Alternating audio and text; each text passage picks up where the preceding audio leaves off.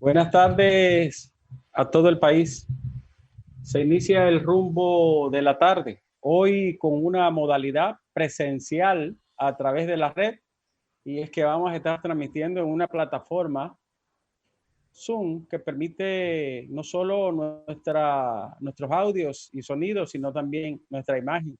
Así Así que es. estamos en televisión digital para todo el país y para todos los hermanos dominicanos que viven fuera de aquí. Señores, buenas tardes. Buenas tardes a los amigos televidentes, oyentes, los que nos ven por Facebook, por YouTube, por todas las redes. Aquí estamos, el rumbo de la tarde, una visión general de todo cuanto ocurre, enfrentados a una realidad cada vez más ascendente en términos de desenlace fatal. Hay ya 1956 infectados y 103, 103 no, 108 8. Afectados ya fallecidos. O sea, es una situación calamitosa. Aquí estamos, el rumbo de la tarde. Así es. Andrés, si puedes retirarte un poquito, Andrés, para que tengas cobertura total, tu rostro y tu torso, porque estamos haciendo los ajustes. Sabemos que estrenamos hoy, ¿verdad, Domingo, Leila? Así es. Saludos, Ricardo, Andrés, Leila, Fafa, a todo el país y a todo el mundo. Justamente en este momento en que celebramos una Semana Santa muy peculiar, con los templos vacíos, las playas vacías y todo el mundo empinado frente a este desafío al que Rumbo de la Tarde pretende aportar orientación e información, Leila.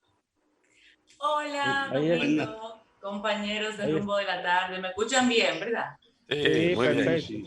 Ah, excelente. Sí, como decía Andrés, la situación está Ojalá complicada. pudiera acercarte más al micrófono. Más al micrófono.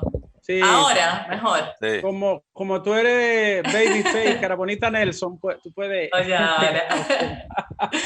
Pues la situación está complicada para nosotros, pero está aún más complicada para países donde esto comenzó antes que nosotros. Y algunas ciudades tienen una crisis total. En Nueva York, por ejemplo, Ay, Dios. Raúl Di Blasio dijo hoy que aunque el registro es alto, el subregistro es peor, porque en días normales mueren allá aproximadamente 25 personas por día. Y en estos días están falleciendo entre 100 y 200 diarios, y esos no están en el registro porque son personas a las que no se les ha hecho pruebas de coronavirus, pero por el aumento, o sea, el aumento tan grande de 25 a 200 al día, se asume que el coronavirus tiene que ver con una gran parte. Pero mira qué interesante. Ellos tienen un promedio de muertes diarias de 25. Entonces, al tener casi 100, ya ellos saben que hay un subregistro. No, más, de 100 a 200. Más de 100. No, más de 100. Eso es exorbitante, ¿no? Sí, muy alto. Buenas tardes a todos los compañeros. Oh, Fafa está por ahí. Ajá, bandido. Pero no te vemos. Ahora sí. Ahora sí. Y Sí, me ve está bien. Yo quiero reiterarle a todos ustedes la inmensa inquietud cuando uno ve todas las cifras de lo que está pasando en el mundo y de lo que pasa aquí. Y la gente no puede esperar ver que un proceso que tiene todo una orientación trágica y de alto costo, uno solo piense evaluarlo cuando tenga encima y sin ninguna posibilidad de previsión su resultado. Realmente, hoy es un día en que podemos detenernos a ver cómo en el mundo y aquí hay una evidencia de que estamos frente a un problema sin antecedentes, porque nunca antes la economía había tenido tanto vínculo como ahora con un solo mercado. Y además con la globalización y sin ningún pretexto ideológico, sin Guerra Fría. Es decir, ahora todas las cuestiones económicas tienen una gravitación universal y más cuando están acompañadas de este látigo de la tragedia que trae coronavirus. Así que hoy hay que ver de fondo sobre qué es que estamos juntados. Así es. Bueno, Andrés, tú decías. Bueno, en relación con lo que está ocurriendo en los Estados Unidos, en los Estados Unidos es igual que en la República Dominicana, que la crisis del coronavirus coincide con una batalla electoral. Y eso hace de la enfermedad un matiz diferente a lo que está ocurriendo, por ejemplo, en España, en Inglaterra, que ya han salido de esa ventolera de la crisis política y están enfrentando políticamente también, porque no hay nada que no sea político en el ámbito social, están enfrentando el coronavirus con otras artimañas. Por ejemplo, hay ahora una discusión de tipo teórico en Estados Unidos porque Anthony Fauci le ha dicho al mundo que en enero él había hecho un informe alertando al gobierno de Donald Trump sobre las consecuencias que podría tener el coronavirus en los Estados Unidos. Y Donald Trump dice que él no lo ha leído, que él no lo vio. Por lo tanto, el panorama es enorme porque la referencia, es decir, Anthony Fauci, que es un tipo de leyenda en materia epidemiológica en los Estados Unidos, que ha estado como con 4 o 5 administraciones en los Estados Unidos de diferentes partidos y presidentes, es una autoridad y es un hombre que, aunque Trump, como todos sabemos, no lo resiste ningún guión, no lo contiene ninguna fórmula previa porque Trump es impredecible, aunque es así, el factor referido por Anthony Fauci es ciertamente preocupante, porque no hablamos de la República Dominicana, donde todos damos por sabido la displicencia que existe en lo que respecta a el concepto salud. Históricamente, la inversión en salud en este país no le importa un carajo a ningún gobierno. Y eso no solo tiene que ver con los gobiernos del PLD, que no lo han hecho más que al 1.7%, sino que muchos otros gobiernos anteriores invertían bagatelas en el sistema de salud. Pero en los Estados Unidos no. En los Estados Unidos la inversión en salud está en el orden del 7.8, con un presupuesto que todos sabemos qué es lo que significa esa estructura presupuestaria. De manera que esa es una discusión importante que políticamente le van a sacar filo, frente a la cual Donald Trump, aunque a última hora ha reaccionado, ha ordenado, por ejemplo, a la Ford y a otras empresas que hagan respiradores, ha estimulado a las industrias de las Fuerzas Armadas y a las industrias que tienen capacidad para ello, para producir mascarillas, guantes, etcétera. Y ha intensificado la adquisición de medicinas de combate, o sea, de que están en el primer orden y que alcanzan hasta el 4º nivel. O sea, esas medicinas que curaron al doctor Cruz Jiminián, parece que él la va a expandir como una respuesta médica efectiva, pero también detrás con el sustrato político, sin ninguna duda. Mira, así es, y fue porque a Estados Unidos se le fue de la mano la pandemia, como inicialmente se le fue a Italia porque le sorprendió. A Estados Unidos no le sorprendió, ahí hubo un descuido, un desinterés del poder político. Se minimizó en algún momento. Exacto, hubo un desinterés, pero a Italia y a España le sorprendió. Y Estados Unidos está pagando el desinterés, porque a muchos países la pandemia le ha sorprendido, pero en el caso particular de Estados Unidos, el poder político, el Estado, no le quiso prestar atención y por eso la rebasó, le rebasó. Ahora mismo Estados Unidos tiene una cantidad de infectados comprobados, que es por lo general a lo que uno se puede referir, porque lo otro es especulación, lo otro es aventura, que supera la de Italia, la de España y la de Alemania. Ayer estaba 2.500 afectados menos. No, hoy está mucho más. Es correcto, 2.500 afectados menos que esas tres naciones. Y ni hablar de China. Entonces, es probable que lo pague muy caro Donald Trump en términos políticos, porque en Estados Unidos hay régimen de consecuencia, no solamente en el orden institucional, sino en el orden social, porque el peso de la manipulación como manada electoral no es tan grande como en estos paisitos. La gente reacciona frente a quienes entienden culpables de su desgracia. Entonces, hoy Estados Unidos está en 402,000. Oh, Dios mío. Y los tres países que más contagio tienen no llegan a 400,000 todavía. Sí. De manera que es una situación trágica frente a la que no definen todavía respuesta. En España la situación ha ido cambiando, aunque subió un poco la cantidad de muertos, me parece, en las últimas 24 horas, pero sí ya ellos tienen control.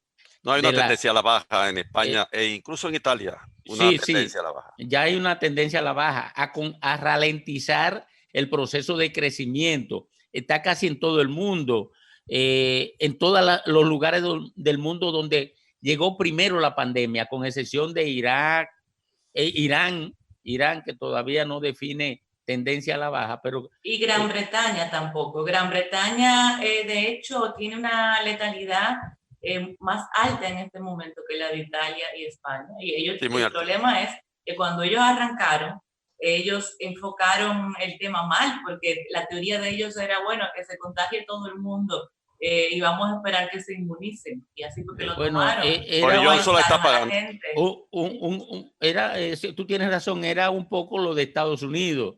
Ellos tenían una visión más o menos, incluso Brasil va por ese mismo camino. Claro. Oye, Brasil va por ese mismo camino. Observen que esas visiones compartidas están generando los mismos resultados en las naciones dirigidas por quienes tenían esa visión. Extrañamente, López Obrador, de una ideología contraria, también tuvo una visión muy simplista del tema. Él lo comparaba con una gripe, una simple gripe. Pero reculó rápido, echó para atrás. Reculó, sí, cuando vio las cifras, los rápidos que estaban aumentando en México. Y hoy mismo está llegándole un avión o dos aviones de China con toda la indumentaria. Pero aquí no podemos decir que nos sorprendió, la verdad, porque nosotros desde principios de enero estábamos viendo la situación en otros países y la reacción en cadena y cómo iban cayendo como un efecto dominó, y todavía en marzo estábamos haciendo eventos con aglomeración de personas, como el caso de las elecciones. O sea, aquí sorprendidos nos fuimos porque suficiente información y ejemplos teníamos de lo que estaba pasando en el resto del mundo. Pero hay que decir justamente que desde principios de febrero el gobierno quería poner el tema. Usted puede decir, bueno, por razones políticas o por lo que fuera, pero la gente de salud pública estaba insistiendo en la necesidad de accionar. O sea, no era que estaban de espalda a la pandemia. Pero no accionaron. Querían hacerlo, pero no accionaron. No accionaron porque recuerden, y yo no quiero meter este tema aquí porque la gente se afecta mucho. He querido ser cuidadoso con esto. Recuerden que de donde primero vino una acción orientada a desacreditar la preocupación del gobierno de salud pública fue de la oposición política. Específicamente hay nombres. Josefa Castillo y mi amigo, ¿cómo se llama? El diputado vocero del PRM, Pacheco. No, pero lo de Josefa no tuvo madre, la verdad. O sea, de donde venía era de la oposición, pero yo no quiero meterlo en eso porque meter esto en el debate político pone en riesgo la vida de la gente, sean del PRM o sean del PLD o sean de lo que sea. Pero de hecho, para hacer justicia hay que decir... Yo quiero decir algo que me parece importante. el único medio que existe en el orden social que puede garantizar seguridad colectiva, bienestar y acción respecto de la obtención de la salud es el Estado. Eso es verdad. No importa ningún otro tipo de actor del escenario político que participe de una opinión para paralizar la acción del Estado. Desde enero, la mayor parte de los países del mundo, lo que le está diciendo Anthony Fauci a Trump, que él escribió un informe en enero. El presidente habló el 17 de marzo, fue que habló el presidente de la República Dominicana, el 17 de marzo, por un video, ni siquiera se presentó, habló por un video, y es quien tiene en sus manos, porque en condiciones como esta, de emergencia económica y sanitaria, los llamados actores procedentes del mercado, esos no aparecen, aparecen como elementos de tramitación y de regulación, cumplen un papel. Por ejemplo, el papel que ha cumplido en este país la cadena de minoristas para la distribución de alimentos, el papel que han cumplido los productores, pero el que tiene la responsabilidad, el único medio legítimo que puede proporcionar seguridad colectiva es el Estado, es el aparato del Estado.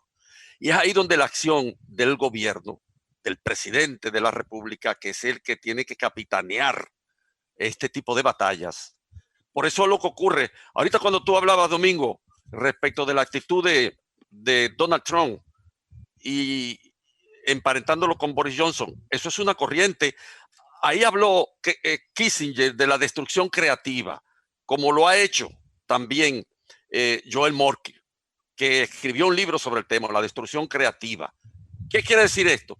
Que estos tipos admiten que el capitalismo necesita este tipo de criba social para responder con modificaciones tecnológicas, para transformar el modo de producción y el modo de asociación, para crear nuevos conceptos en materia de relaciones sociales.